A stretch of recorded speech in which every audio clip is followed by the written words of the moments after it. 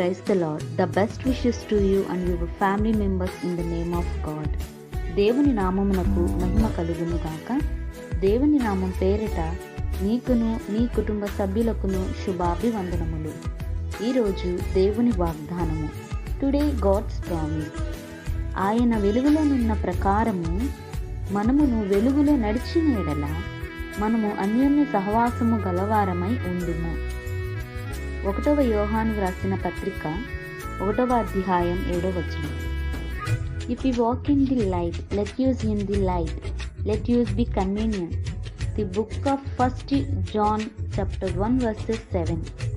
ప్రియమైన సహోదరి సహోదరులారా, యోహాను గారు మనతో చెప్పుచున్న మాట, చీకటిలోనున్న మనకు వెలుగు సంబంధులుగా మారుటకై పిలుపును అనుగ్రహింపబడిన పిమ్మట ఆయన వెలుగులో మన చీకటి జీవితాలను గురించి జ్ఞానమును గ్రహింపును అనుగ్రహించబడుతుంది. అప్పుడు మనకు దేవునితో నడవాలనే కోరిక, తలంపు, దేవునితో సహవాసముతో ఉండాలనే మనసు పుట్టి ఆ వెలుగులో నడకను ప్రారంభించి పాపపు జీవితమును అసహించుకునే స్థితికి మనము వచ్చేదము.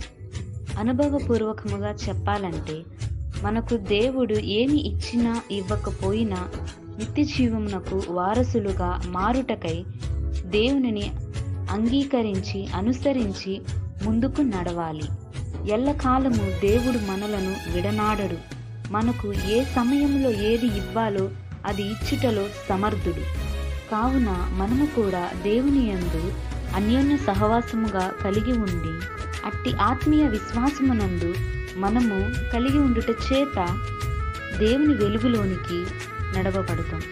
ఈ వాక్యం వింటున్న వారందరి జీవితాలలో స్థిరమైన విశ్వాసము, నిష్కపటమైన విశ్వాసము, దృఢమైన విశ్వాసము, అమూల్యమైన విశ్వాసమును పొందుకోవాలని ప్రార్థించుకుందాం.